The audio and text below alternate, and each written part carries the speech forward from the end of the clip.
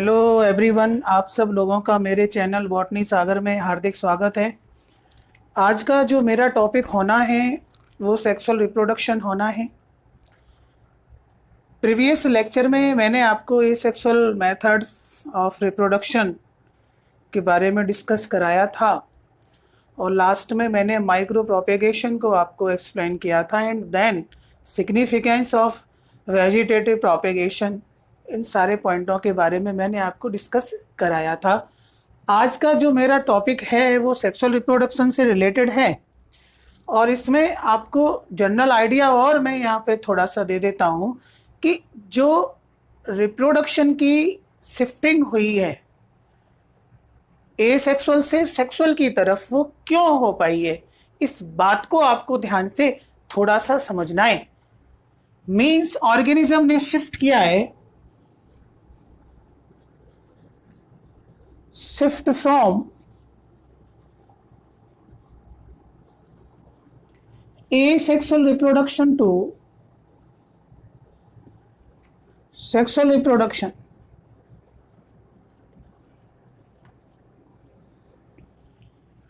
क्यों ऐसा किया है ऑर्गेनिज्म ने?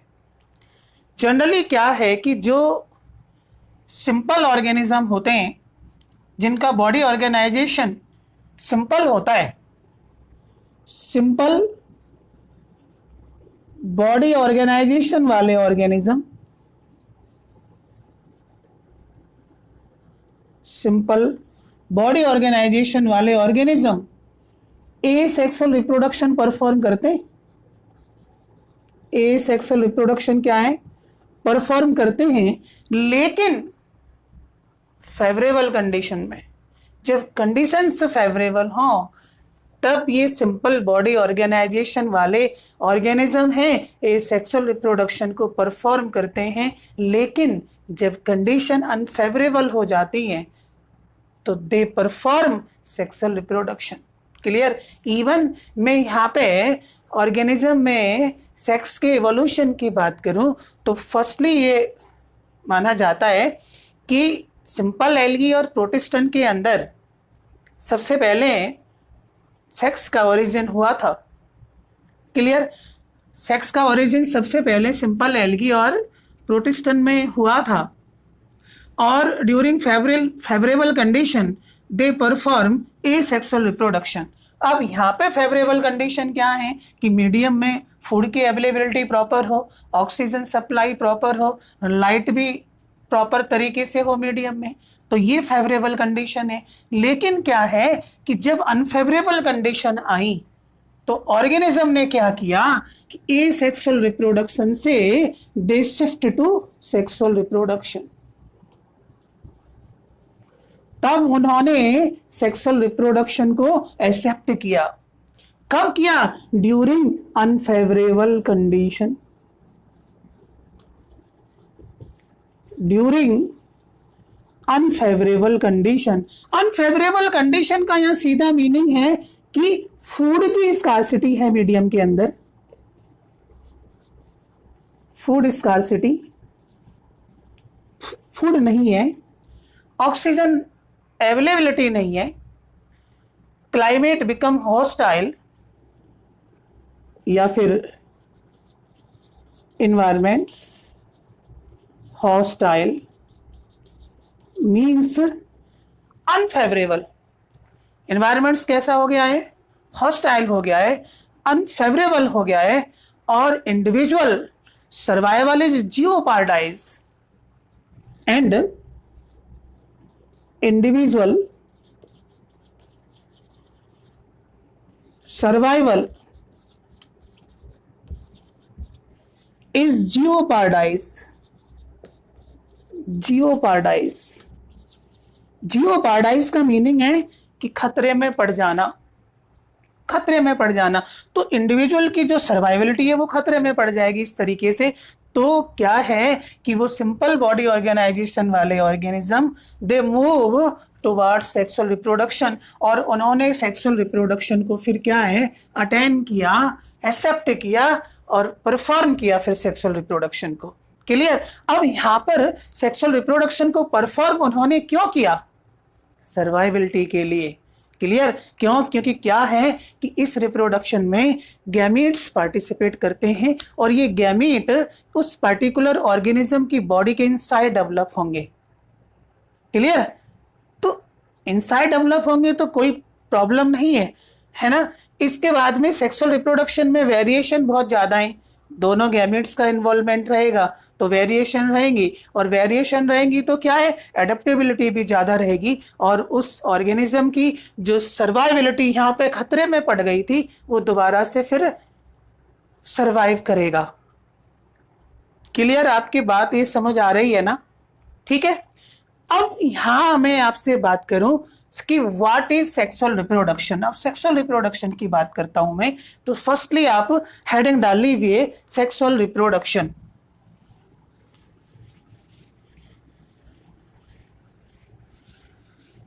Sexual reproduction, it is A mode of reproduction in which there occur formation of new individual by the formation and fusion of gametes। Means आप sexual reproduction की definition लिख सकते हैं,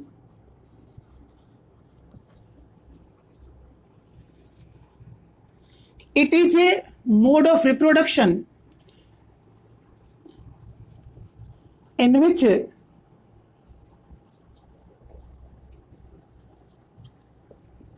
new organism formed from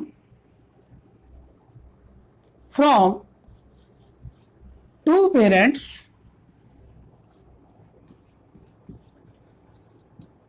new organism formed from two parents with the help of involvement of gametes, with the involvement of gametes called sexual reproduction।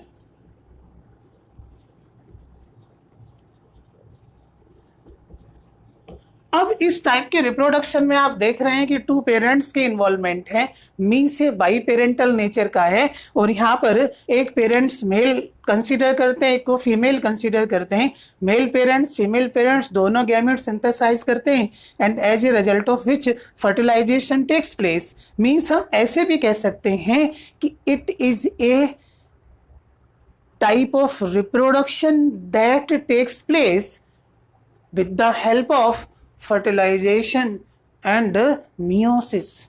Means हम ये भी कह सकते हैं कि reproduction in which fusion of gametes and meiosis takes place, या फिर in other words reproduction in which fusion of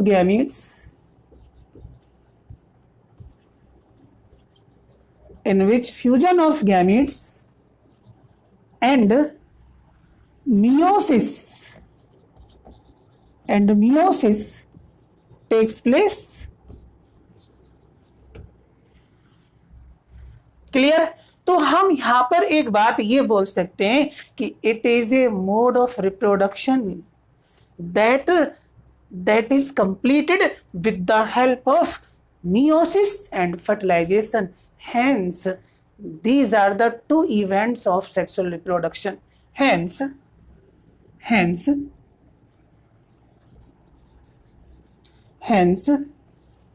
meiosis, that is reductional division, hence meiosis and fertilization are the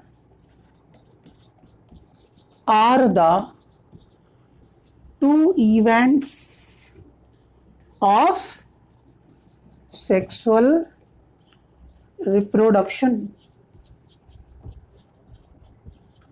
Are the two events of Sexual reproduction means without meiosis and fertilization, sexual reproduction does not exist.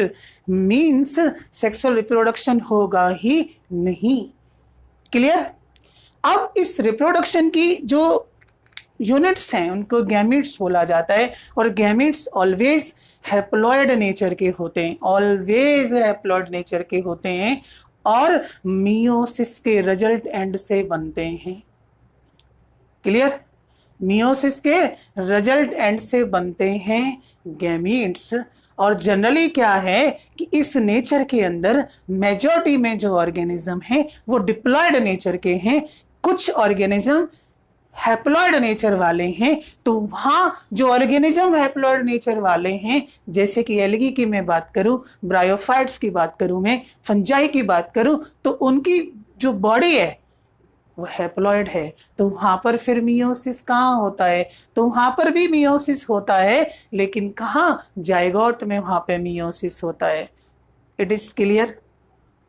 और zygote के बारे में आप इतना अच्छी तरीके से समझ लो कि zygote is the first cell of all the living organism that reproduce by sexual reproduction.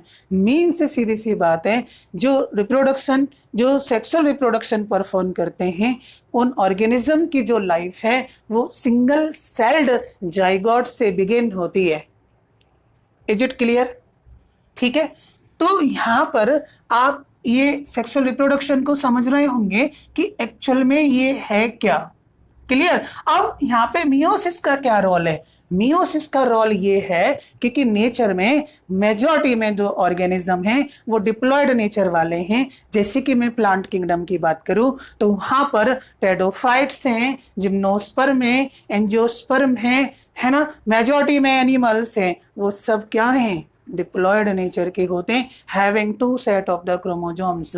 Clear? तो वहां पर गैमीट फॉर्मेशन के टाइम पर, गैमीटोजेनेसिस के टाइम पर मियोसिस का होना जरूरी है, क्योंकि इसका जो मेन एम है ये करता क्या है कि डिप्लॉयड स्टेज को हैप्लॉयड स्टेज में कन्वर्ट करता है and maintain the constancy of the number of the chromosomes generation after generation. ये मियोसिस का सबसे बड़ा रोल है.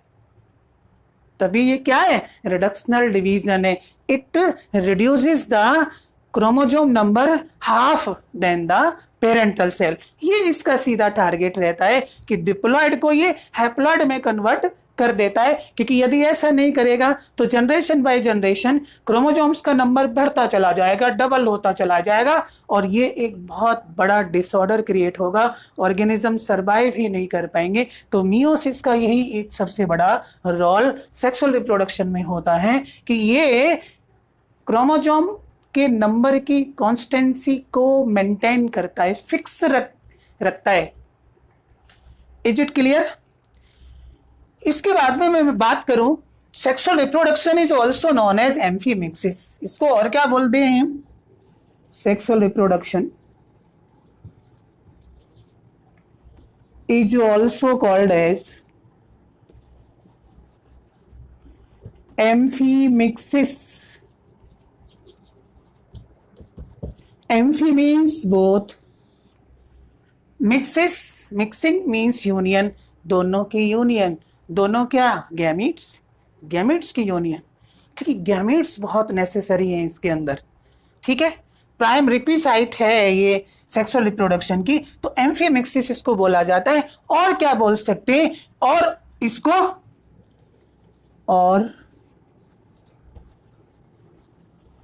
Also called as सिनजेनेसिस. सिनजेनेसिस भी इसको बोल सकते हैं. ठीक है? क्योंकि सिन मीन्स टुगेदर और जेनेसिस माने ओरिजिन, साथ साथ ओरिजिन होना. क्यों? क्योंकि गैमीट्स आप जानते हैं कि पेरेंट्स में ओरिजिन होंगे, तो मेल गैमीट्स मेल पेरेंट्स के inside and female gamete female parents के इनसाइड. Is it clear? ठीक है? तो सिनजेनेसिस भी इसको बोल सकते हैं. और क्या बोल सकते हैं? एम्फीगोनी भी एक टर्म आती है इसके लिए. और क्या टर्म आती है? एम्फीगोनी.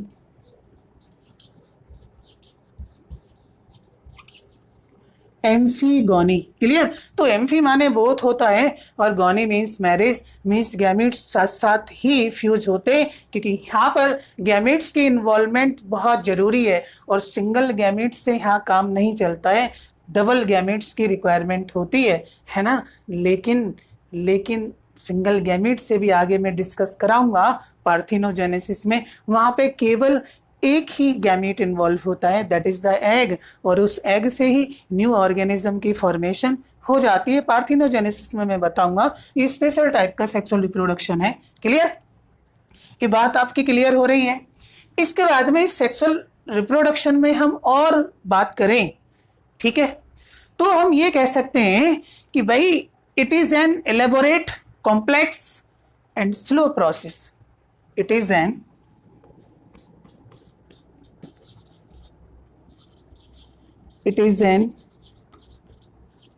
elaborate, complex and slow process.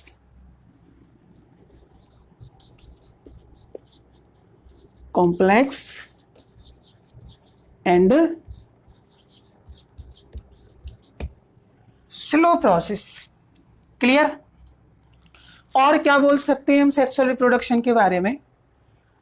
अब देखो, एक्चुअली मैं इसकी थोड़ी अक्रेंस के बारे में मैं बात आपको बता देता हूं कि it is shown by almost all organism except monerans and some protist. Clear? In certain lower group of organisms like simple algae and protestan, it occurs towards the end of favorable season. It occurs towards the end of favorable season as a means of withstand the unfavorable environmental condition. Clear? यदि मैं यहाँ पे एक थोड़ा सा आपको ये मैं जनरल आइडिया दे देता हूँ कि सिंपल एल्गी और प्रोटिस्टन के केस में क्या है कि यहाँ पर आप जानते हैं कि जाइगोट जो है वो एक शॉर्ट स्टेज है वहाँ पर, और जाइगोट क्या है एक्चुअली में? फर्स्ट सेल ऑफ स्पोरोफाइट, जो बहुत ही शॉर्ट ड्यूरेशन की होती है। क्लियर? और इस अनफेवरेबल कंडीशंस में जब ये ऑर्गेनिज्म होते हैं तो जाइगोट की फॉर्म में ये एग्जिस्ट करते हैं। क्लियर? और इन ऑर्गेनिज्म में क्या है, यहाँ पे आप चाहें तो स्टार लगा के ये बात समझ सकते हैं कि इन सिंपल एल्गी और प्रोटिस्टन में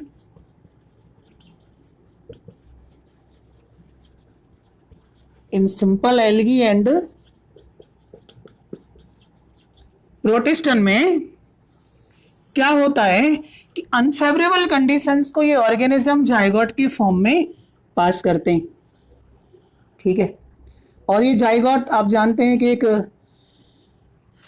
यूनिसेल्युलर स्ट्रक्चर है, having a single nucleus and their cytoplasm, but in the case of in simple algae and protistans a thick walled covering is also formed around this zygote, and zygote having thick wall,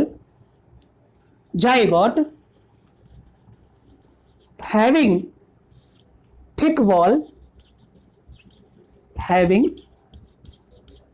thick wall is called what? Zygospore. तो इसको zygospore हम बोल देते हैं, और ये जो zygospore है ये during favourable condition this zygospore start germination. This zygospore starts germination and give rise to new body. Clear?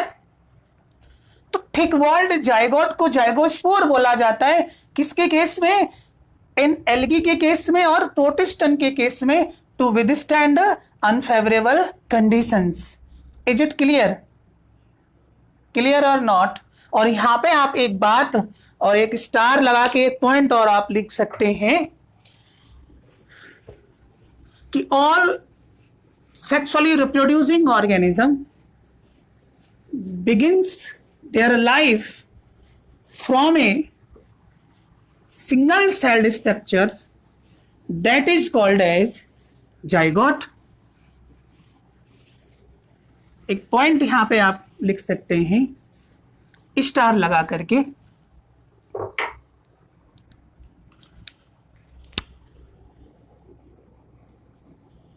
all sexually reproducing organisms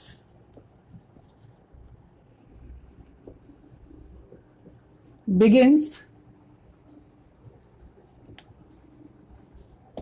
their life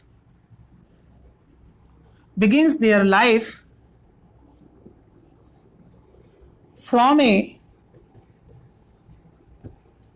single celled structure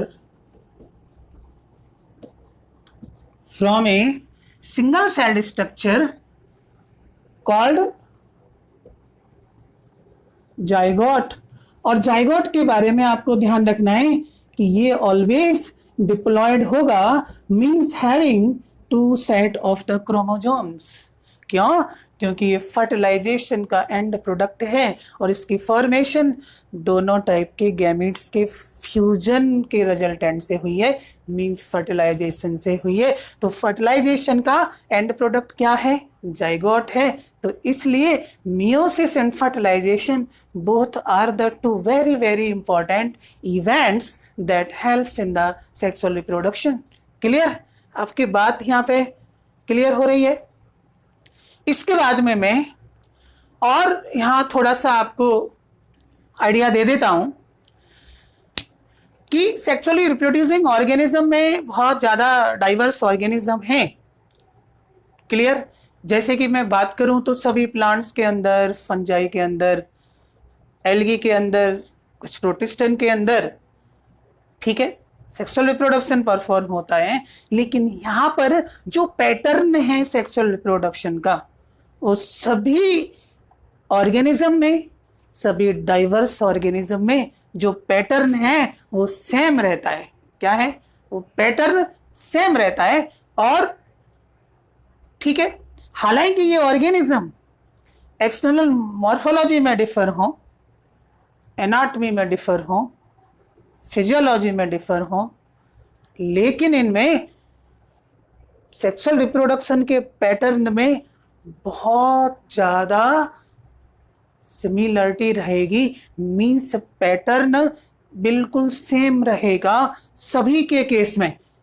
clear? चाहे उनकी डिसिमिलरिटीज हो उनकी एक्सटर्नल मॉर्फोलॉजी में, internal organisation of the body में और physiology में, लेकिन pattern of sexual reproduction is same. तो सेम पैटर्न रहेगा सभी टाइप के ऑर्गेनिज्म में जिनमें सेक्सुअल रिप्रोडक्शन हो रहा है।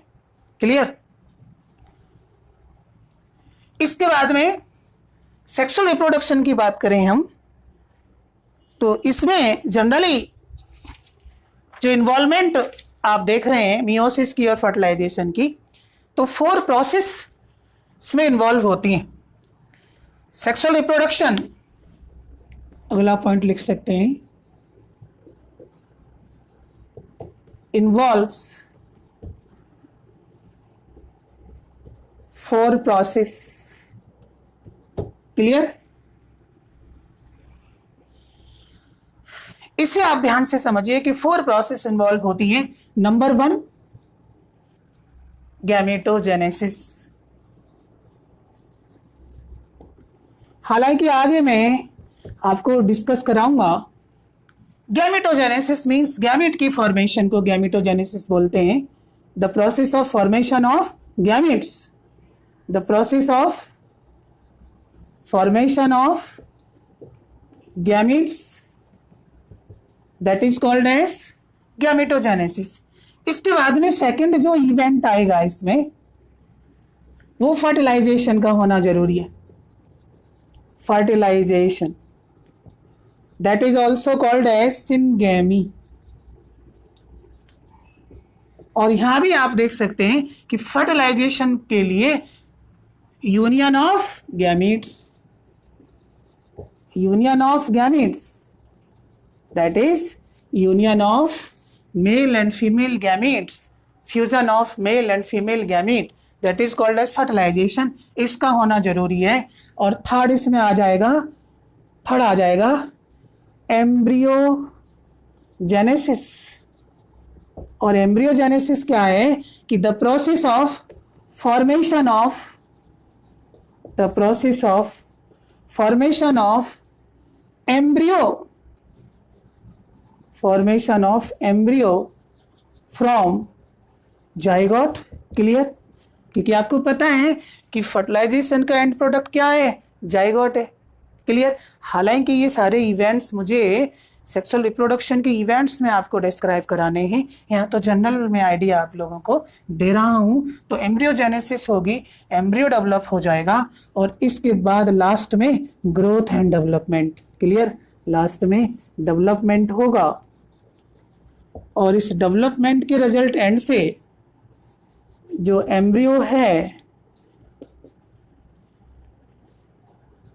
it divides and differentiate and give rise to new organism। तो यहाँ पे ये न्यू ऑर्गेनिज्म डेवलप हो जाएगा, किससे? एम्ब्रियो से डेवलप हो जाएगा। Is it clear? हालांकि ह्यूमन के केस में हम बात करें तो ह्यूमन में आप जानते हैं कि जाइगोट में सक्सेसिव माइटोटिक डिविजन्स होते हैं जिनको क्लीवेज बोला जाता है, जिसके रिजल्ट एंड से मोरुला स्टेज बनती है, फिर ब्लास्टुला स्टेज बनती है, फिर गैस्ट्रुला स्टेज बनती है। गैस्ट्रुला स्टेज में फॉर्मेशन ऑफ 3 जर्म लेयर्स हो जाता है। क्लियर? और उन जर्म लेयर से पूरे बॉडी ऑर्गन्स डेवलप होते हैं, दैट इज ऑर्गेनोजेनेसिस कंप्लीट होती है and after that A complete organism is developed. तो ये आगे मैं आपको डिस्कस करूंगा। तो इस तरीके से ये रिप्रोडक्शन के बारे में या सेक्सुअल रिप्रोडक्शन के बारे में हो जाता है। और नेक्स्ट टाइम मुझे टाइप्स ऑफ सेक्सुअल रिप्रोडक्शन के बारे में थोड़ा डिस्कस करना है। सेक्सुअलिटी इन ऑर्गेनिज्म ये बहुत अच्छा एक इम्पॉर्टेंट फिनोमेना है, इसके बारे में डिस्कस करना है और इवेंट्स ऑफ सेक्सुअल रिप्रोडक्शन को डिस्क्राइब करना है और लास्ट में ये चैप्टर आपका फिनिश हो जाएगा। तो आप अच्छे से मेहनत करते रहें, मज़े से आप पढ़ते रहें, यही मेरा आपसे कहना है। तो आपको यदि अच्छा लगता है तो मेरे चैनल को आप सब्सक्राइब करें, लाइक करें, शेयर करें, जितना आपसे हो सकता है। बस पढ़ते रहें आप, यही मैं चाहता हूँ और यही मेरा एक टारगेट है, यही मेरा पर्पज़ है कि मैं आप लोगों को बहुत अच्छे से मैं पढ़ाऊँ। Clear? All the best, see you again.